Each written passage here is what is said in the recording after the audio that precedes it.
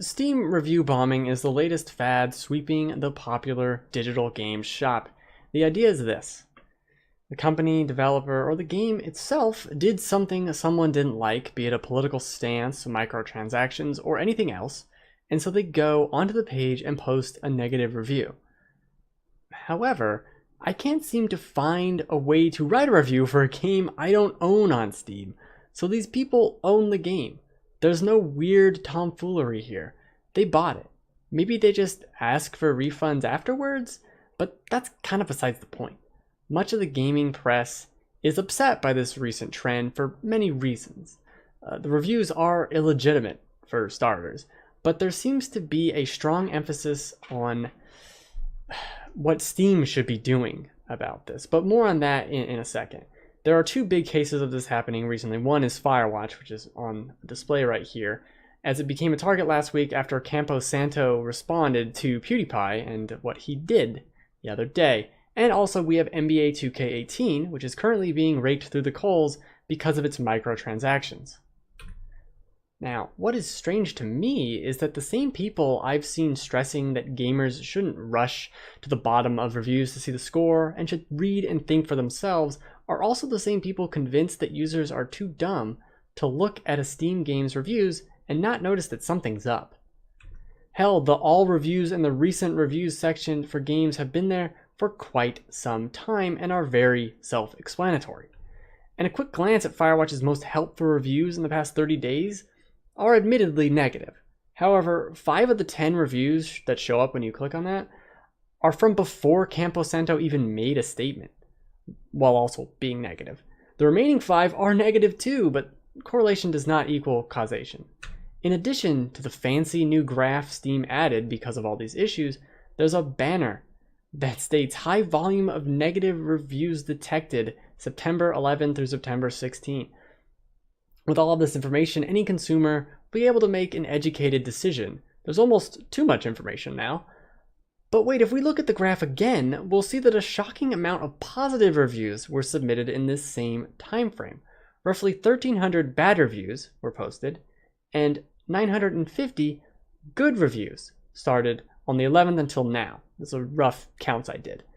Obviously, these positive reviews were made to combat the negative influx from something that is utterly unrelated to the game. But then, aren't these positive reviews just as suspect?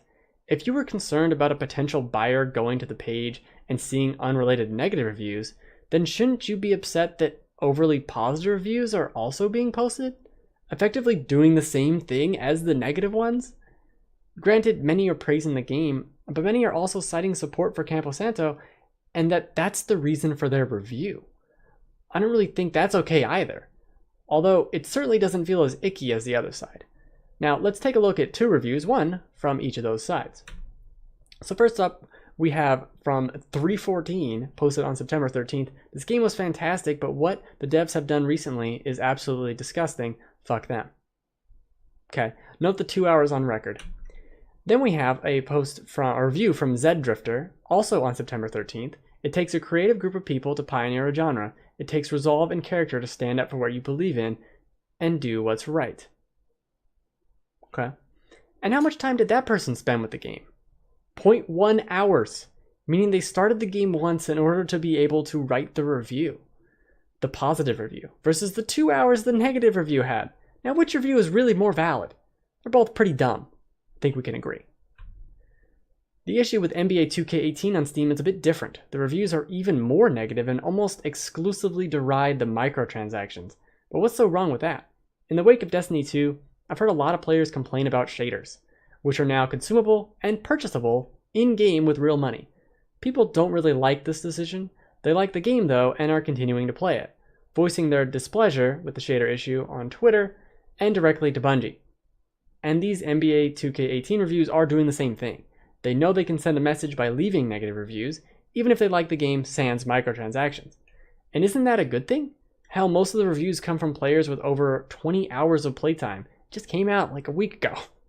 The audience likes the game. Just fix the microtransactions. As an aside, if you want to read some strange reviews, go look at the ones Ark Survival Evolved got when they raised the price. People with hundreds, even thousands of hours of playtime leaving negative reviews. It's bizarre and incredible. Go read them. It's shocking. But the validity of these reviews isn't the real issue. As long as there are user reviews on games or any products at all, fake or unrelated reviews are going to happen. Go on Fiverr and you'll see you can buy reviews on Yelp, YouTube views, Facebook likes, etc. I understand that's not the same, but understand this then. The issue is with people, not with reviews. I choose to believe that people can figure out for themselves if something is going on with these reviews. I also believe people flocking to game pages and reviewing to punish a developer is incredibly stupid and childish. We shouldn't stand for it, but we also shouldn't act like people can't see through the BS. I think perhaps the best thing Steam and others can do in instances like this is when a spike is detected, freeze all reviews for a week. It's not an ideal solution though, and as I pointed out, almost every game that is large enough to be targeted by an influx of negative reviews is also likely to see an influx of positive reviews. And how much fault is Steam really responsible for? People are saying they should know better, be doing better.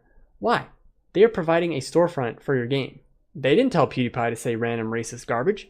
They didn't tell Campo Santo to file a DMCA takedown on him. They didn't force microtransactions into a game. They just gave the storefront. What responsibility does that give them? In response to this, they made a graph.